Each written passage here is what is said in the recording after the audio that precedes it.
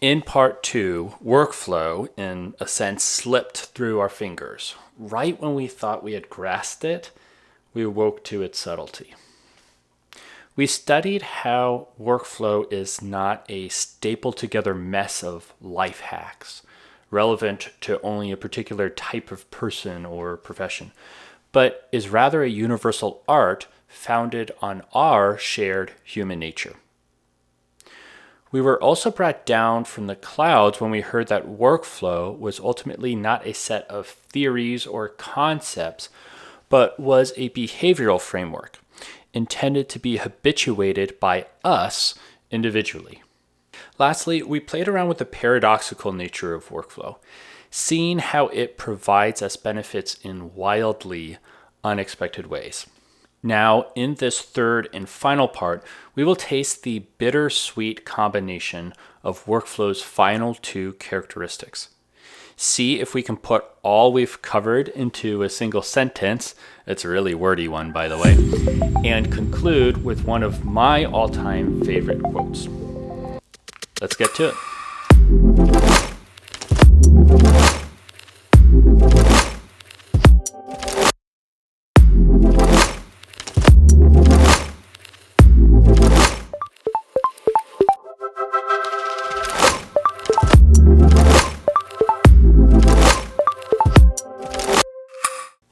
Number 7, workflow is insufficient. No matter how clear or organized or streamlined or whatever workflow is, it's never going to do the work for you.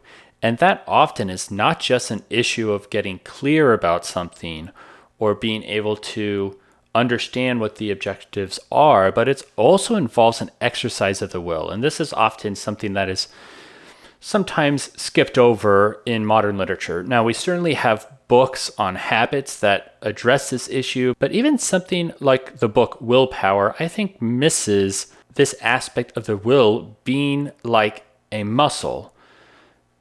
Now, often you hear that image, but it's almost taken in one direction, in the sense of that willpower is a limited resource, and therefore it can be drained and sort of whatever, all used up. Well, that is true. It's also true that if it is a muscle, it can be built, it can grow, it can be strengthened. And workflow itself does not do that strengthening. It's really important to stress that here, because sometimes people are searching for some sort of approach that's going to solve whatever problem that they are experiencing. And while workflow can bring a lot of resolution, it's not the whole thing. And this is why it seems very important and I suppose wise to have an open mind when it comes to things like Roman Stoicism or Christian ascetical writing. We want to explore those things because they enable us to acquire a greater sense of self-mastery. And maybe we explore that later on the channel, maybe not. Not sure yet. But we do want to be realistic. Workflow is not everything. It's not. But number 8, workflow is worth fighting for.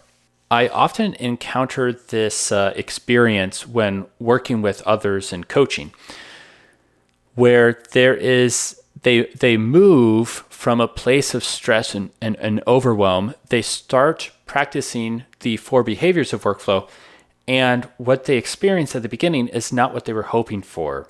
It's almost as if they feel more overwhelmed or more stressed out. And what I like to do in that moment is remind and encourage them that they haven't actually produced more work than was there before. It's almost as if they had lived their lives in a room that they felt was cramped and chock full and disheveled and whatnot. And when they start practicing the behaviors of workflow, it is like turning the lights on in that room. And that can really freak you out at first. You start to see more clearly, your awareness is raised up, so that you are engaging more accurately with the various things in your life. Now, there is a really cool quote that I want to give a shout out to Mark Butler, who is a kind of virtual CFO, financial advisor. I hope I get that right. And I believe specifically for kind of like creatives online, okay? But Mark says something really, really great in one of these podcasts, and he says that the the stress of awareness costs less than the stress of ignorance. And that is chock full of insight. And it really is true. We do have that phrase like ignorance is bliss, but often ignorance is not bliss. And when it comes to workflow, that very much is the case. And I hear it a lot in lots of different conversations, there is a temptation to sort of just close your eyes and shove everything back into the closet and just ignore the noise. But it really can't go away. We know this with concepts from cognitive psychology, such as the Zeigarnik effect, which really shows that the mind is working overtime, whether we want it to or not, trying to attain closure on the things that are unresolved in us. There's no running away from this.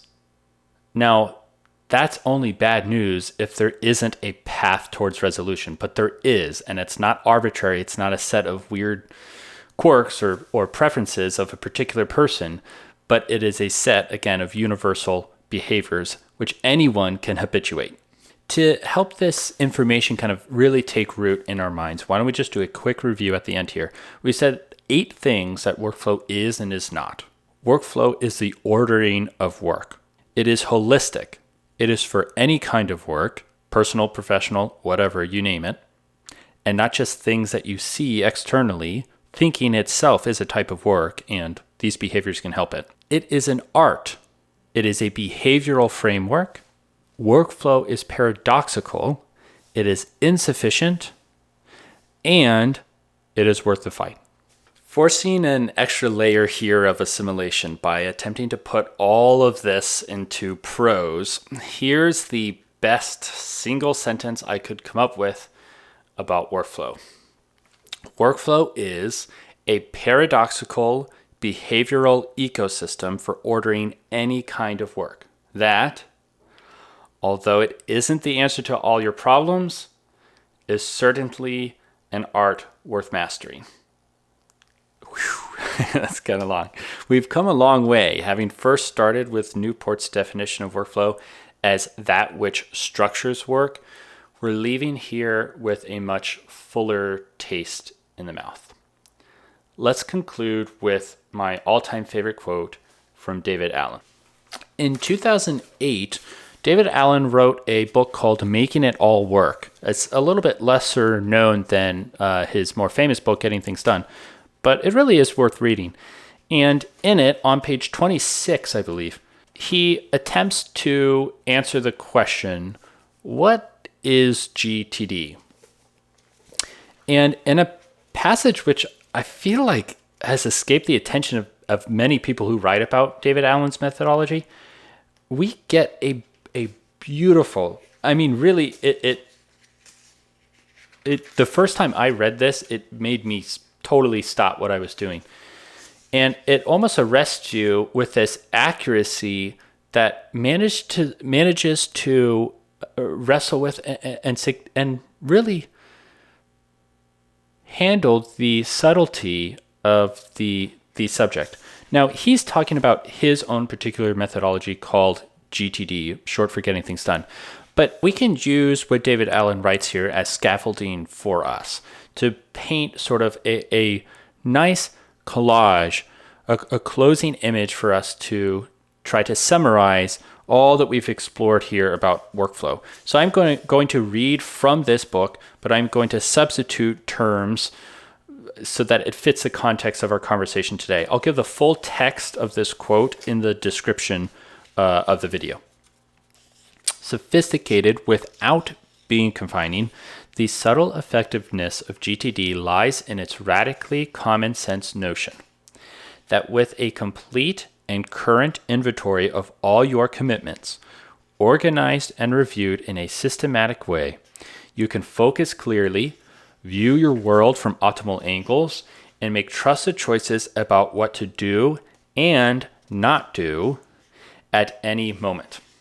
Implementing workflow alleviates being overwhelmed, instills confidence, and releases a flood of creative energy.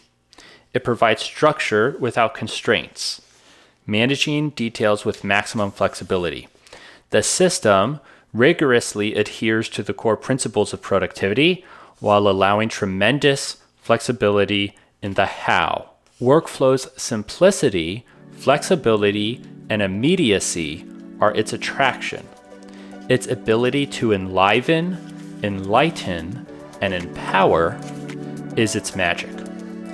What, indeed, is workflow? More than meets the eye.